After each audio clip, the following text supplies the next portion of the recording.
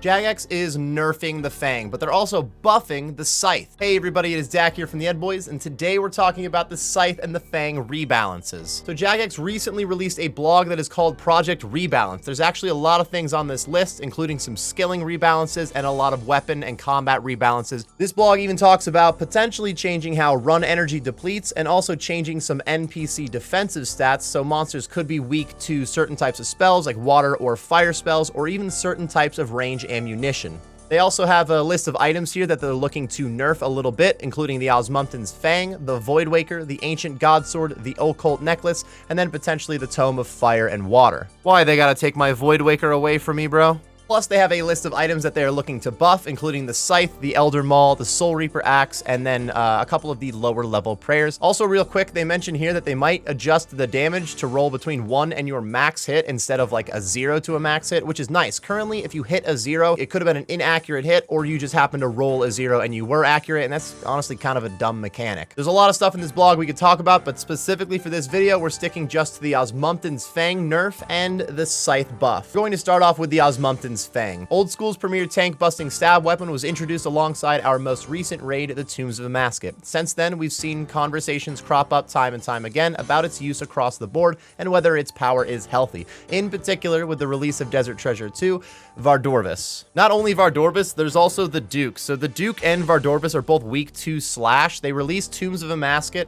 Tombs of Amascut comes with a great stab weapon. A lot of things in Tombs of Amascut were also weak to stab, so it made a lot of sense. And then the next big like bossing thing that comes out, there's 2 monsters that are weak to slash, and that stab weapon is still one of the best options to use because it happens to have a slash option as well. Ultimately, for a stab weapon with no additional usage cost, it sits a little bit too close to dedicated slash weapons that require upkeep, namely the Blade of Salad and the Scythe of Vitur. We don't want to alter its identity as a seriously strong stab weapon, but we feel it's necessary to remove a lot of its slashing power and have it properly occupy its niche as a stab weapon. With this in mind, the cleanest solution is having the Fang's unique double accuracy roll passive effect apply only to stab. I think this was the most common thing people were expecting if they were going to nerf the Fang. It's supposed to be really good on stab, and it turns out it's incredibly good on slash too because it still has that double accuracy roll. This means the Osmumten's Fang remains a fantastic generalist since the accuracy rerolling allows it to perform well even against foes who aren't necessarily weak to stab, like Tecton or the Nightmare or bosses inside the Theater of Blood. So the Fang is still going to be incredibly good against a lot of bosses. You're just going to want to only stab with the Fang, and the places where you want it to slash instead, that slash option is not going to be as good, and that means that other slash weapons are going to be able to thrive against monsters that are weak to slash. So if you recently invested in a Fang and you're looking to go make a lot of money with that Fang, everywhere that it was originally meant to be very good at, it's still going to be very good at, but places that are weak to slash, they're going to make sure that those slash weapons thrive a little bit more. What this change does more than anything is make more room for the Blade of Salad and the Scythe of Vitur to be worth the cost and further cement the idea that you're bringing the right tools for the job. That being said, the Scythe of Vitur could still stand to be improved in some areas to make it feel more worthwhile. Let's take a look. We would like to buff the Scythe. Let's chat about how and why. The why is pretty simple, and it comes up in a lot of conversations both within the team and the community. The Scythe of Vitur is a mega rare weapon from Old School's hardest raid, but it doesn't feel like it occupies the same space as a Twisted Bow or a Tumeken's Shadow, since it doesn't have as many use cases as other mega rare weapons. Its usage cost is one of the highest in the game, with the only more expensive weapon to use being the Toxic Blowpipe with Dragon Darts. Even at some places where the Scythe is technically best in slot, it's often not good enough compared to the second or third best options to feel worth the cost of use. Vardorvis and the Duke encapsulate this fairly well, where the Osmumten's Fang is hot on the Scythe's heels but has no upkeep cost. Yeah, these are 2 very simple but very true points. For one, the Scythe is a mega rare weapon, and clearly you would far rather have a Twisted Bow or a Tumeken's Shadow because they can both be used at a ton of different bosses, and they don't cost nearly as much money to use. Every time you swipe the Scythe, you are using a lot of money. You're spending a lot of cash on blood runes and vials of blood. So the Scythe either has to be insanely good compared to any other option you have,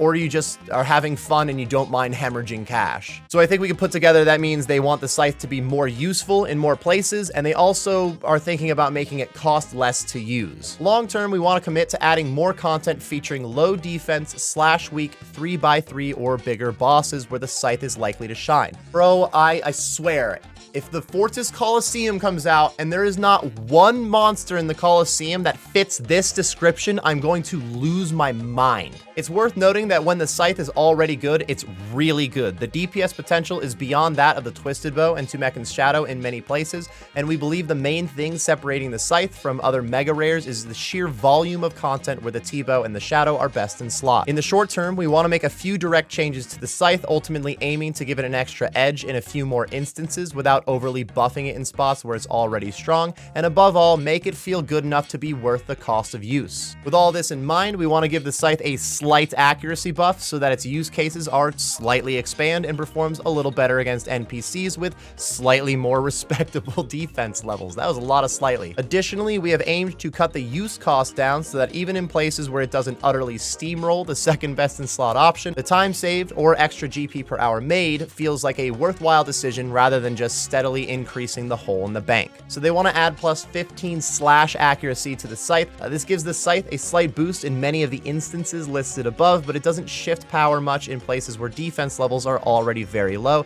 the Theater of Blood being a prime example. In terms of existing use cases, adding that plus 15 accuracy in slash is going to increase the Scythe's DPS by 0.2% at really low defense bosses like the Big Nilo, but 7% at a boss like General Grerador. I appreciate that example that they gave, so this isn't going to like massively change Theater of Blood, where the Scythe is already sick, but in places where the Scythe could be sick, it's going to make it a lot better. Reduce the charges from 1 vial of blood and 300 blood runes to 1 vial of blood and 200 blood runes for 100 charges. The following numbers were taken on November 28th. They may vary slightly at the time of reading. We'll just skip down to this one. The cost per hour of a Scythe at the moment is 935k, and this would reduce it down to 700k.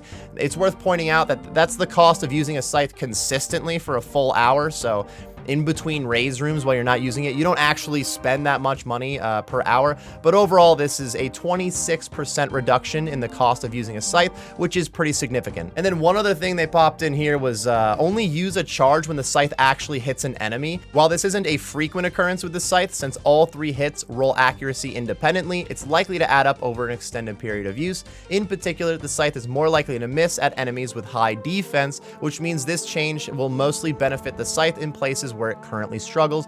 The same idea. So they're not trying to make the Scythe like even better at Theater of Blood. They're hoping to make the Scythe more worth it to use at other places, similar to how the Twisted Bow and the Tumeken's Shadow can be used at a lot of different bosses. Overall, I really like what Jagex is looking to do with the Fang and the Scythe. You just hear the words Fang Nerf and it might make you upset at first, but they're trying to make the Fang not ridiculous as a slash weapon, which was kind of the point. It's supposed to be a stab weapon. It shouldn't take over all the other slash weapon options, not even just the Scythe, but the Blade of Salador, even like the Abyssal Whip and the Kraken Tentacle. These are slash weapons that are pretty much useless because of a very, very good weapon from Tombs of Amasket that really isn't that expensive or hard to get. Overall, RuneScape's in a better place if there's a variety of weapons that are good in different places rather than just like 2 weapons, 3 weapons just take over all of bossing. Let me know in the comments how you feel about this potential change to the Fang and the Scythe. Again, this is a potential change, to be fair. They have just mentioned that this is what they want to do. Even if they do make this change, it's not going to happen soon. Like Leagues 4 will be over by the time they actually do it,